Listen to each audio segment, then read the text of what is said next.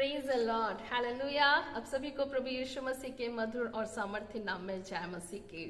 परमेश्वर का धन्यवाद हो। और आज मैं इस टॉपिक में बात करना चाहती हूँ कि क्या हमें हर संडे चर्च जाना जरूरी है या परमेश्वर के भवन में जाना जरूरी है। क्या हम घर में बैठकर आराधना नहीं कर सकते? जैसे हम सभी लोग जानते हैं कि पिछले 2 साल से लॉकडाउन के कारण काफी चर्चेस बंद होने के कारण कई लोग घर में ऑनलाइन सर्विस अटेंड करते हैं, और अच्छी बात है आप ऑनलाइन सर्विस अटेंड करते हैं।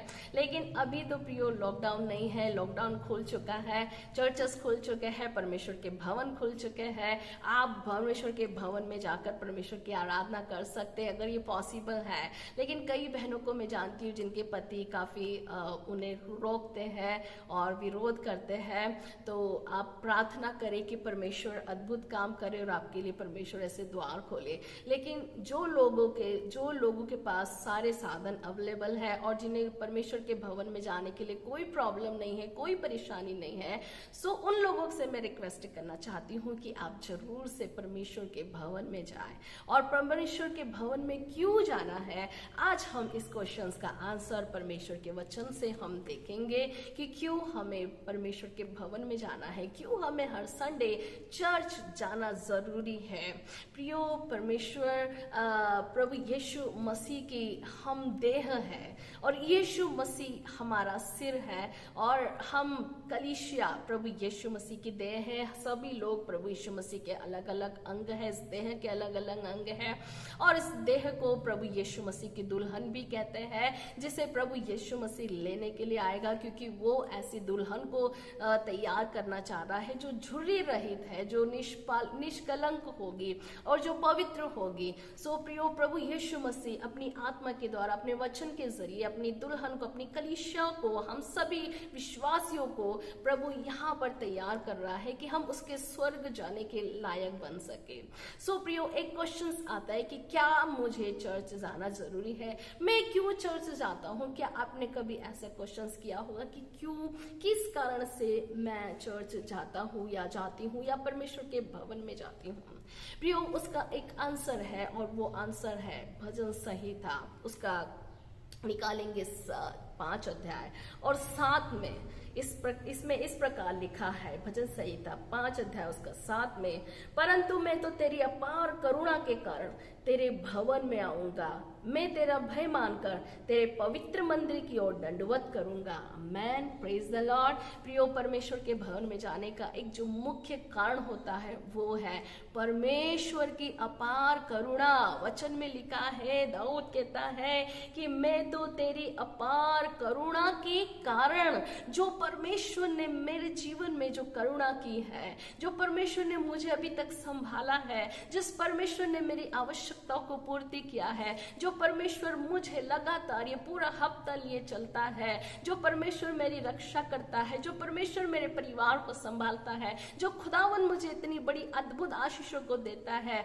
और वो करुणा, वो प्रतिदिन वो परमेश्वर मुझ पर करुणा करता है। तो उसकी करुणा के कारण जो मुझ पर हुई है, मुझ पापी पर हुई है, उस करुणा के कारण मैं परमेश्वर के भवन में जाऊंगा। Praise the Lord. और दाऊद हमेशा परमेश्वर के भवन के लिए ललायित रहता था, उसका मन, उसका हृदय। सो आज क्यों हम चर्च जाते हैं? सिर्फ एक ही कारण है प्रियो, कि हम परमेश्वर की करुणा के कारण, जो उपकार परमेश्वर हमारे जीवन में करता है, उस उपकार के कारण उसको धन्यवाद देने के लिए, प्रभु में आगे बढ़ने के लिए और प्रभु यीशु मसीह को लगातार निहारने के लिए हम परमेश्वर के भवन में जाते हैं, और हमें जाना भी चाहिए। प्रियो, जब हम परमेश्वर के वचन में पढ़ते हैं, जब यीशु मसीह के भी जीवन में जब हम देखेंगे, वचन कहता है कि यीशु मसीह अपनी रीति के अनुसार प्रार्थना में जाता था, आराधनालय में जाता था। हालेलुया। सो ये कोई बहाना नहीं है कि चर्च जाने का कोई भी एक्सक्यूज या बहाना आप नहीं बनाए कि आज मैं इस कारण से नहीं जा पाई, या ये कारण हो गया, ये रुकावट होगी। आपको बनती कोशिश करना है कि आप परमेश्वर के भवन में जाना है।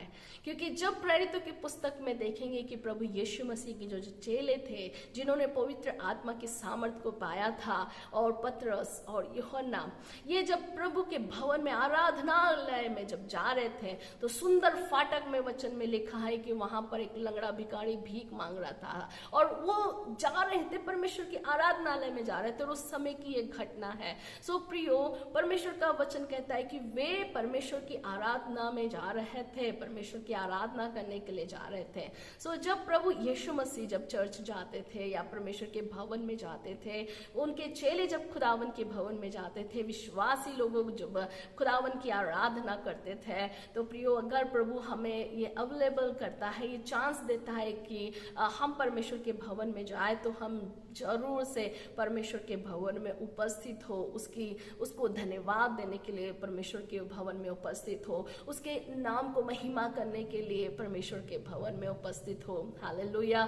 कोई भी ऐसा रीजन या बहाना हम ना बनाए। कई प्रकार के बहाने के कारण हम चर्च जाने से रुक जाते हैं और एक बड़ी आशीष को आप और मैं खो देते हैं। लेकिन प्रियो, परमेश्वर ने बड़ी आशीष हमारे लिए रखी हुई है। अगर हम विश्वास योग्यता के साथ उसके पीछे जाते हैं या उसके वचन का पालन करते हैं, और जरूर से हम एक अच्छे विश्वासी के समान बने, और प्रभु से प्यार करने के कारण, उसकी करुणा को लिए परमेश्वर को धन्यवाद देने के कारण हम परमेश्वर के भवन में जाए और परमेश्वर का धन्यवाद दे। कई प्रकार के क्वेश्चंस लोगों के जीवन में होंगे। कई लोग बोलते होंगे, काफी क्वेश्चंस होंगे, या तो कई लोग बोलते होंगे कि मुझे आराधना में जाने के लिए अगुवाई चाहिए। क्या प्रभु यीशु मसीह ने अगुवाई मांगा?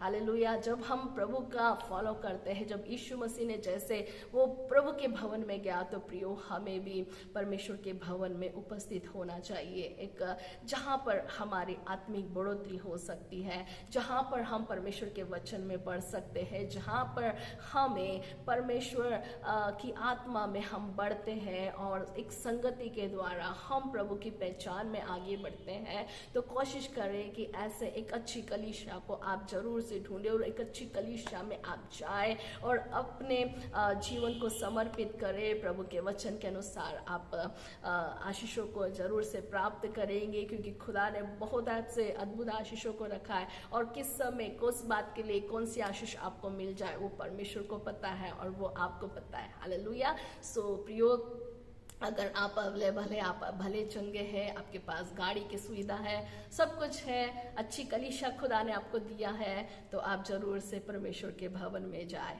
और परमेश्वर की आशीषों को प्राप्त करें। सो गॉड ब्लेस यू। परमेश्वर आप सभी को बहुत ऐसे आशीष दे।